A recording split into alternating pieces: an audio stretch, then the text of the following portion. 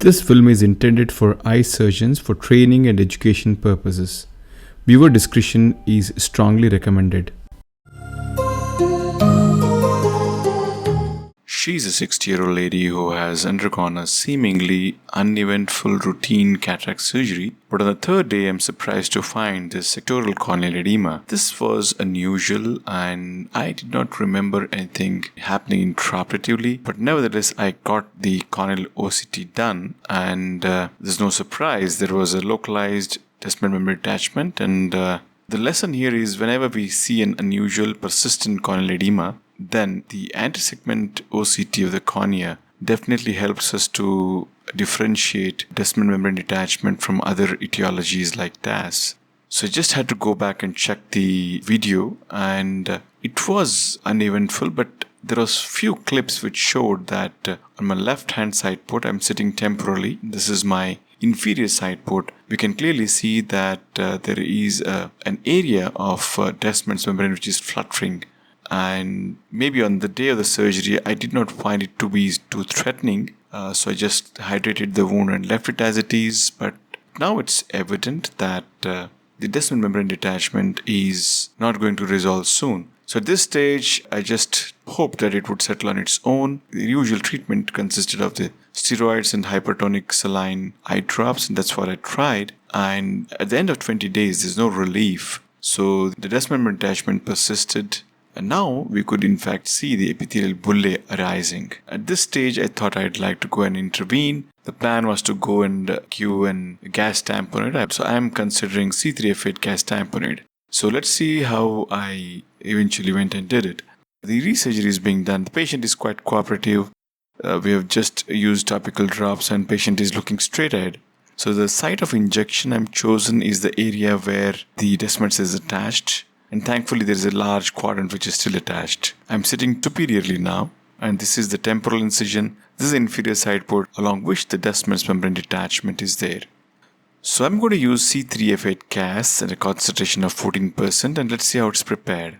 So I'm going to take a 5 ml syringe. The gas is loaded in this syringe. Now I'm going to push the gas out to get it to the 0.7 mark, that's in between 6 and 8 mark on the syringe, that's 0.6 and 0.8. So once I got 0.7, and then I'm going to mix this with air by drawing the syringe up to the mark of 5. So we got 0.7 ml of gas and 4.3 ml of air together combining to 5 ml, and this gives us a concentration of 14% C3f8. This is an isoexpansile or concentration and reasonably safe.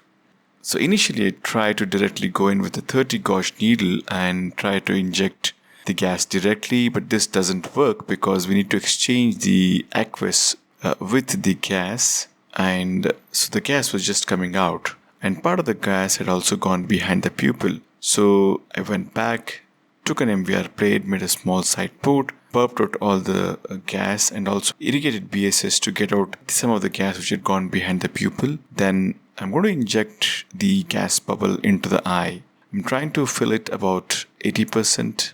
I am just trying to wait so that the gas is maintained. So with the eye now filled with around 70% of the gas, the eye is patched and the patient then goes back to the ward.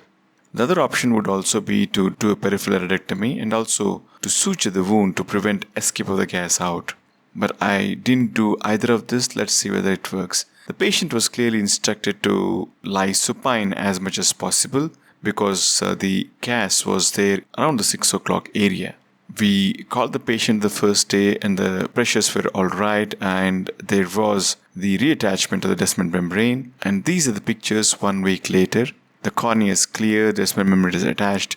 The gas is now almost 50% filling the antechamber, and these are the OCT pictures. The Descemet membrane is completely attached.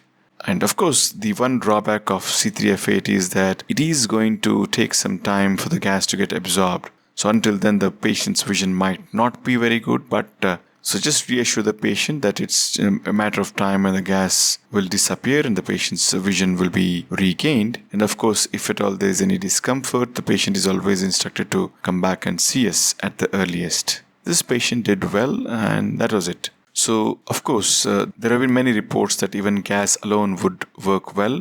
The only caveat is the air has to be filled totally into the antechamber and wait for the Descemet membrane to attach, and then maybe we can decompress it. That's one way of looking at it.